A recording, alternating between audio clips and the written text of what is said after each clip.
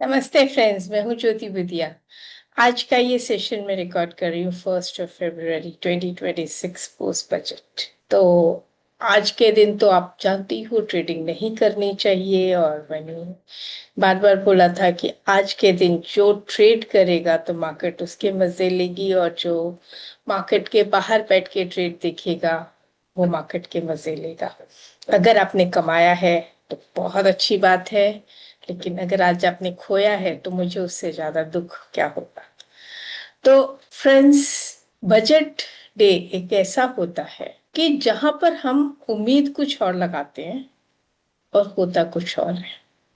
ये जरूरी नहीं है कि मार्केट वैसा बिहेव करे। और दूसरी सबसे बड़ी इंपॉर्टेंट बात, आज चार्ट्स, डेटा, इन सब की कोई वैल्यू नहीं रहती। ये बात मैं बता चुकी हूँ। इसीलिए, और आप देखोगे, वैसे भी अगर आपने सुबह से देखा होगा तो चार्ट्स सिंक्रोनाइज थे ही नहीं ड्यू टू संडे। तो डेटा भी अपडेट नहीं हो रहा था। I don't know what was the problem, may be because of Sunday. But जो भी था, आज मार्केट देखकर मुझे, जो मैं आप लोगों से अगर याद नहीं है जिसको, या जो नए हैं, वो 5 जनवरी के आसपास की वीडियोस डेली की निकाल के देखिए। मैं रोज आपसे यही कहती थी कि अभी हेज का टाइम आ गया, अभी हेज का टाइम आ गया, now it's the time to hedge. मैंने हेजिंग भी सिखाई, सब कुछ किया। और इससे ज्यादा तो मैं क्या कहूँ क्या करूं, मुझे ये समझ में नहीं आता। आज लोगों को थोड़ी निराशा ये हुई कि भाई एफ एंड ओ में कुछ मिला नहीं, बल्कि लग गया पैसा, एसटीटी बढ़ गई। तो फ्रेंड्स, वैसे भी ओवर ट्रेड करने के लिए तो मैं बार बार मना करती हूँ। अब रही बात ट्रेडिंग की, तो थोड़ा अपना ट्रेडिंग के अंदर बाइंग और सेलिंग के बीच का मार्जिन बढ़ाना पड़ेगा, और क्या है। स्कैल्पिंग और हाई फ्रीक्वेंसी ट्रेड को थोड़ा नुकसान हुआ है, लेकिन ये मेरे हिसाब से थोड़ा रिटेल पार्टिसिपेंट्स के लिए अच्छा ही होगा, क्योंकि रिटेल पार्टिसिपेंट्स फिर क्या है ना, थोड़ा अपना बाइंग और सेलिंग का मार्जिन बढ़ा देंगे। तो उसके पहले चलिए आज जरा मैं अपना मैंडेटरी जो रूल है वो आपसे बात कर लेती हूँ। फ्रेंड्स, मैं हमेशा कहती हूँ ये मेरे लिए मैंडेटरी है कि मैं ये बताऊं कि भाई मैं सेबी रजिस्टर्ड हूँ। हाँ, सेबी रजिस्ट्रेशन होना ये प्रूव नहीं करता कि मुझे सब कुछ आता है।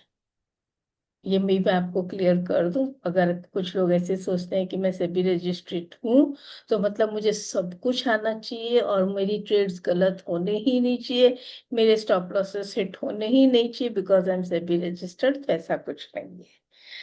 सेबी रजिस्ट्रेशन से मैं ये कह सकती हूँ कि भी कंट्रोल में चलें, डिसिप्लिन में ट्रेड करें, बस। और मैं आप लोगों के साथ डिस्कस कर सकती हूँ, और डिस्कस करते टाइम आपको ये बता दूं कि मैं सेबी रजिस्ट्रेशन हूँ, और मैंने उसका अपना नंबर, बीएससी एनलिस्टमेंट और सेबी रजिस्ट्रेशन सब दिया हुआ है। जैसे मेरे लिए ये मैंडेटरी है, वैसे आपके लिए भी स्टॉप लॉस के बिना ट्रेड करना ये भी मैंडेटरी है। No trade without a stop loss. अगर आप स्टॉप लॉस नहीं लगा सकते माय फ्रेंड्स, तो डोंट ट्रेड, ये मैं आपसे जरूर कहूंगी। तो चलिए अभी मैं थोड़ा आपको एक चार्ट दिखाती हूँ। वैसे चार्ट में आज कुछ नहीं है, लेकिन एक चीज जो मैंने देखी, लास्ट तक सेलिंग थी कंटिन्यू।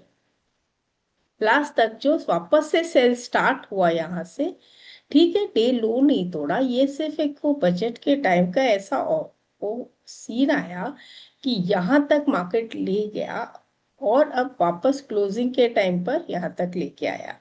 दो कि अगर मैं डेली में देखूं तो थोड़ा एक एवरेज क्लोजिंग जो आई थी वो 825 आई है। बट इसे मैं पॉजिटिव डाइवर्जेंस आप मानो तो ठीक है, न मानो तो ठीक है, आज के कैंडल का कोई वैल्यू नहीं है, सिवाय इतना वैल्यू मैं दे सकती हूँ कि आज के कैंडल का एक हाई और एक लो मार्क करके रख सकती हूँ।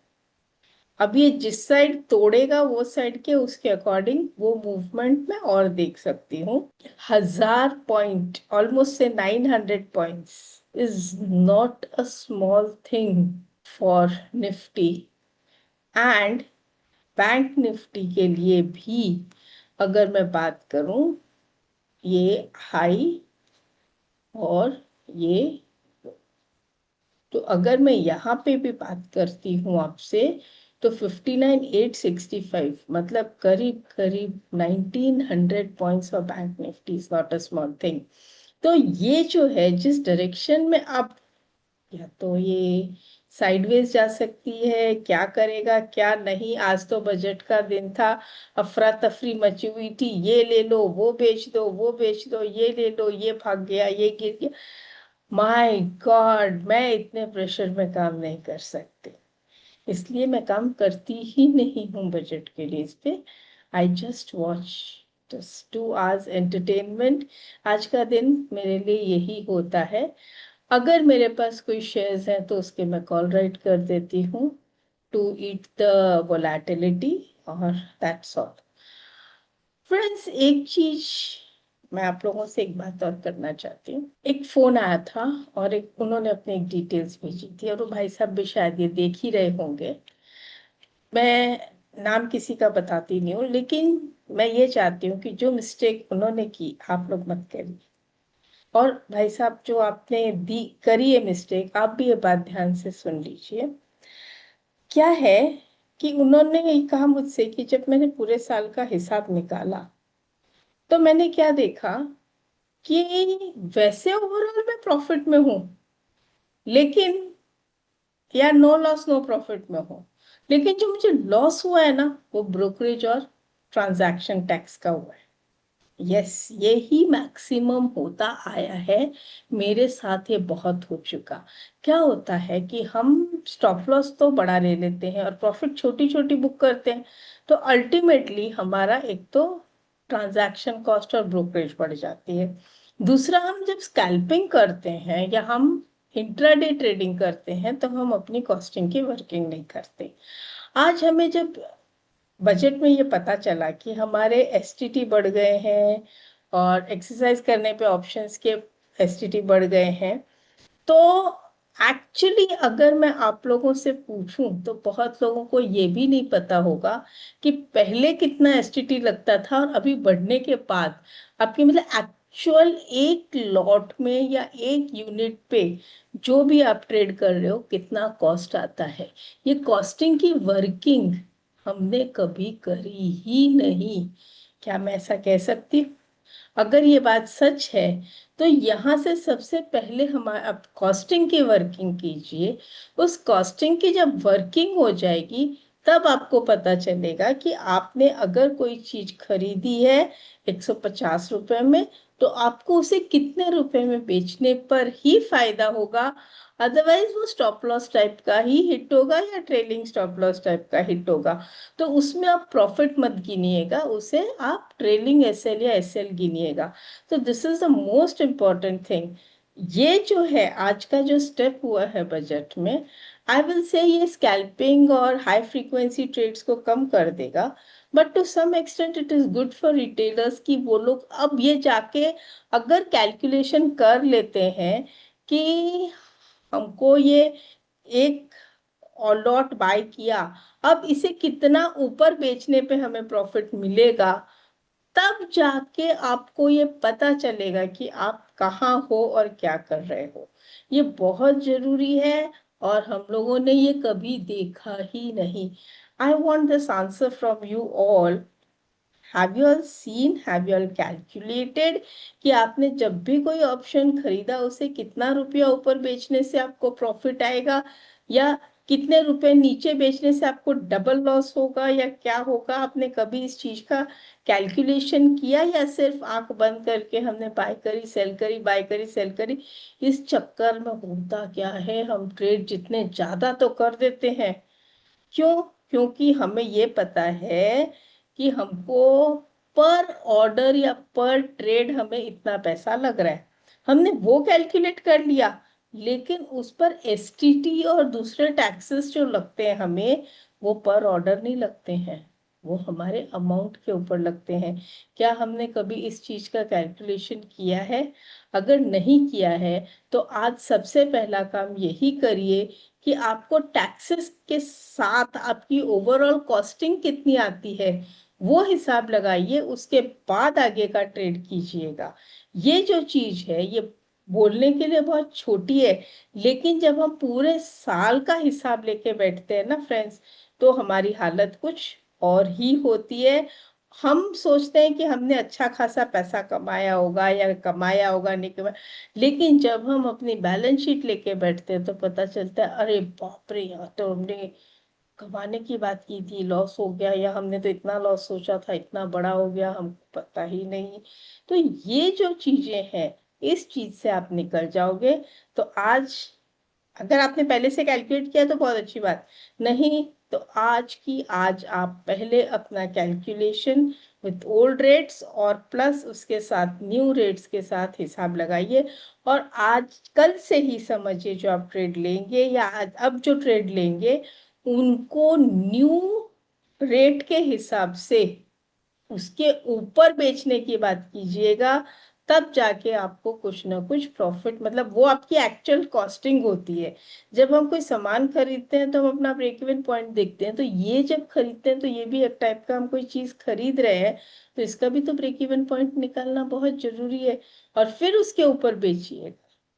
तो this is the most important thing जो मैंने आज के बजट में से आपको निकाल के दिया, जो आपके काम की चीज है।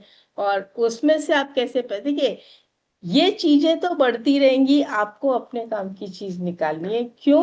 कि क्या एसटीटी बढ़ गई तो आप ट्रेडिंग स्टॉप कर दोगे? नहीं ना। अगर आप ट्रेडिंग स्टॉप कर देते हो तो मैं बहुत खुश हूं, लेकिन नहीं करोगे मुझे पता है। तो इसलिए आपको कितना ऊपर उसमें कॉस्ट ऐड करके बेचना है वो निकालिए, क्योंकि ये हमेशा से चला आ रहा है। पहले जब मैं रिंग में जाती थी तो ब्रोकरेज कुछ और ही हुआ करती थी, उसके बाद भी लोग कमाते थे, क्योंकि उनको पता है कि हमारी कॉस्टिंग इतनी लगने के बाद ही हम बेच सकते हैं, तो वो उतना प्रॉफिट निकाल के करते थे। आजकल हम फटफट फटफट इतना ट्रांजैक्शन कर डालते हैं कि हम इस चीज का कभी कैलकुलेशन करते ही नहीं है। Got it? तो चलिए अभी दूसरा हम देखते हैं। आज जो शेयर्स हुए हैं करीब करीब सब में, अगर मैं कहूँ तो यही चीज है कि आप सब में मैक्सिमम, अगर चार्ट्स की बात करूं, चार्ट्स आज इतने काम के नहीं है, लेकिन जो आज की रेंज है ना उसकी हाई लो मार्क कर लीजिए, और फिर अगर इसी रेंज के अंदर रहा तो उसके अंदर उसके अकॉर्डिंग हम प्लान बनाएंगे कि ट्रेड कैसे लेने हैं, और अगर नहीं है इसके बाहर निकला तो फिर आपको पता है इनसाइड बार को कैसे ट्रेड करते हैं। और ये देखिए कैसा चल रहा है, कितना बढ़िया चला है डिफेंस। आज ये भी नीचे आया वापस, क्योंकि डिफेंस में उम्मीद थी, तो शायद उम्मीद पूरी नहीं हुई होगी। मेटल स्टॉक्स तो सिल्वर के पीछे थे, सिल्वर ने फ्राइडे को जो हालत बनाई है वो आप जानते ही हो, और आज भी बनाई है गोल्ड सिल्वर ने, मेटल्स ने, तो फिर वो क्या कहना सब, मतलब पीएसयू से मैंने कहा मार्केट को उम्मीद थी, ये भी बात हमने डिस्कस की, पीएसयू स्टॉक्स, पीएससी स्टॉक्स बिल्कुल भाग रहे हैं, मार्केट को शायद कुछ उम्मीद है, वो उम्मीद पूरी नहीं हुई है, तो उनकी भी हालत आप देख सकते हो। सब जिस जिस स्टॉक्स है आप सब में हाई लो मार्क कर दीजिए, बहुत मस्त रेंज मिला है, और अलर्ट भी मार्क कर दीजिए। ये चार्ट्स जिसके साथ मैच होते हैं, अगर रेंज बाउंड है तो रेंज बाउंड को ट्रेड करिएगा, अगर इसको ब्रेकआउट करता है तो ब्रेकआउट, ब्रेकडाउन करता है तो breakdown, but don't trade without a stop loss, इतना मैं आपसे कह सकती हूँ और कहूंगी, और हमेशा कहते रहूंगी, don't trade without a stop loss. ये आपको लगता है कि स्टॉप लॉस हिट होके टारगेट अचीव होता है, ऐसा कुछ नहीं होता। स्टॉप लॉस हिट होने के बाद अगर हर बार ऐसा होता है तो या तो स्टॉप लॉस के प्लेसमेंट में गलती है या आपकी स्टडी में कहीं ना कहीं प्रॉब्लम है, मैं इस चीज को डिनाई नहीं कर सकती। So my friends, you have to look into that. फिर निफ्टी सब में आप रेंज बना के रख दीजिए, सब में, और फिर देखिए क्या आज रेंज बने हैं, क्या मूवमेंट आया है। और क्या कहूँ, इस तरह के जो मूवमेंट, इस तरह के जो रेंज, इनको बना के रखना जरूरी होता है। और फिर आप बना के, और फिर उसके अकॉर्डिंग आप देखिए आपको क्या करना है। विक्स में, इस चक्कर में विक्स तो बढ़ा था, लेकिन विक्स बढ़ के वापस कूल डाउन हो गया। आईटी को थोड़ा बेनिफिट इसलिए मिल गया बिकॉज ऑफ क्लाउड के लिए, कि क्लाउड के अंदर टैक्स रिबेट मिल रहा है। विक्स अच्छा खासा थोड़ा ब्रेकआउट भी हुआ था, बढ़ा भी था। It went up to 16.10 and back to 15.10। तो फ्रेंड्स, वैसे मैंने आज जो है, कोई खास नहीं है, जो बजट का था उसके ऊपर मैंने आपसे बात की, और प्लस मैंने आपको जो मेरा व्यू है वो आपको बताया। एंड ये व्यू मैं आपसे 5 जनवरी से बात करते आ रही हूँ। एम आई राइट? तो और ये आप भी जानते हो फ्रेंड्स, जब सारी दुनिया कोई चीज पर बात करने लग जाती है तो वो उस चीज का द एंड होने की तैयारी होती है। ये बात मैंने आप ही लोगों के मुंह से सुनी है, आज नहीं कई बार सुनी है। तो इन दिनों में जो हुआ था, सब सिल्वर गोल्ड सिल्वर गोल्ड, यहाँ तक कि ये बात करने लग गए थे कि कॉपर जो है नया सिल्वर हो गया, एल्यूमिनियम जो है वो कॉपर हो गया, और जो कचरा था वो एल्यूमिनियम हो गया, जो हाँ, और इक्विटी थे जो ऐसे हो गया। ये सब जो सुनते आए थे, तो आपको ये लगा नहीं एक बार भी कि भाई वापस से जब हर एक जिसको भी देखो सब सिल्वर और गोल्ड की बात कर रहे हैं, तो उसका एंड होने की तैयारी हो गई है। तो अभी, अच्छा, मैं 2006, 2011 मैंने एक साथ सिल्वर को 40% तक टूटते हुए देखा था। आज करीब करीब वापस उतना टूट चुका है, 35-40%। और क्या कहूँ इससे ज्यादा, आई एम नॉट श्योर, अब मैं नहीं बताऊंगी कहाँ चलेगा क्या नहीं चलेगा। बट ये चीजें आप लोग को इसीलिए कहती हूँ, केयरफुल होके ट्रेड कीजिए, स्टॉप लॉस के बिना ट्रेड मत कीजिए। क्योंकि अगर स्टॉप लॉस नहीं लगाओगे और इस तरह का क्रैश आएगा तो फिर ये तो सीधा क्रैश लैंडिंग है, कैसे संभालोगे आप अपने आप? मार्केट ऐसे ही बिहेव करता है, ये मार्केट का नेचर है। तो अपने आप को प्रोटेक्ट कीजिए, पैसा आपका है। बस इससे ज्यादा तो और क्या कहूँ। ओवर ट्रेडिंग कंट्रोल कीजिए, स्टॉप लॉस लगाइए, और फिर आगे ट्रेड कीजिए। नमस्ते।